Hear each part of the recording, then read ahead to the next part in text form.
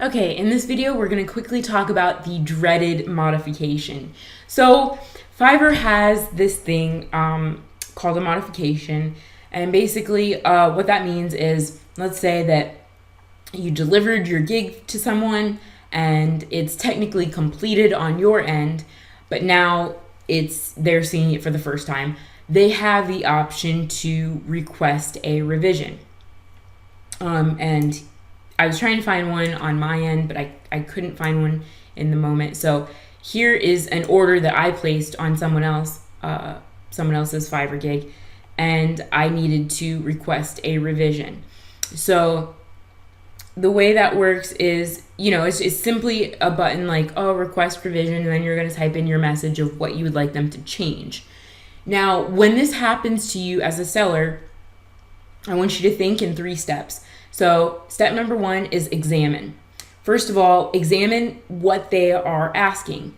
Sometimes it's simply a question. Sometimes they're not even asking you to change anything. They just have a question and they need more clarification. Sometimes they thought something was a mistake, but maybe it really wasn't. So you have to go in and examine your work and go, did I make a mistake, or are they just not seeing something correctly? And then finally, if it really is a mistake, then you need to go ahead and fix that and then re-deliver for them. Now, there are cases where they will ask you for a modification that is not really due. So in those cases, you have the option to, first of all, try and work it out with them, which is what I recommend doing first. But again, if you're in the wrong, do fix that mistake. If that does not work, or if that is not the correct option, then you need to either correct them in what they are not understanding, or you need to refund them. So those are your 3 options, basically. You can fix it, you can talk it out, or you can refund. And always try and talk it out first. See if there was something that you did wrong, first of all, but recheck your work. And then if there is something wrong, fix it. And if you're not able to rectify, then go ahead and refund them. So that's basically, how to deal with a modification like that. And the other thing I will say is this: when you are creating your gigs, you can say how many revisions you want to offer for free.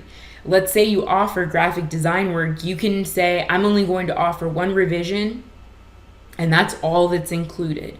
So after 1 revision, you're done, and you have to pay again if you want me to fix it further. And a lot of people do that now.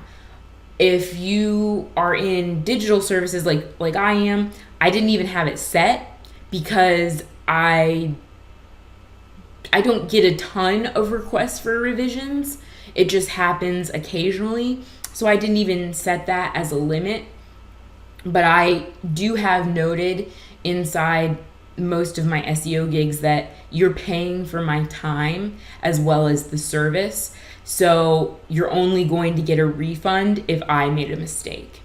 And that's how I do service. That's just my policy. So again, you get to kind of set your own policy there. If you don't want to offer free revisions, you don't have to. You can set your limit of what you would like.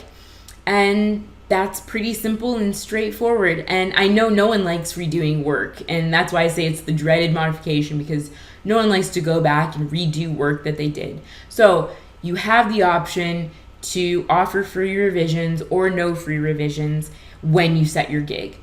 With that being said, let's move on and we'll continue on this journey together.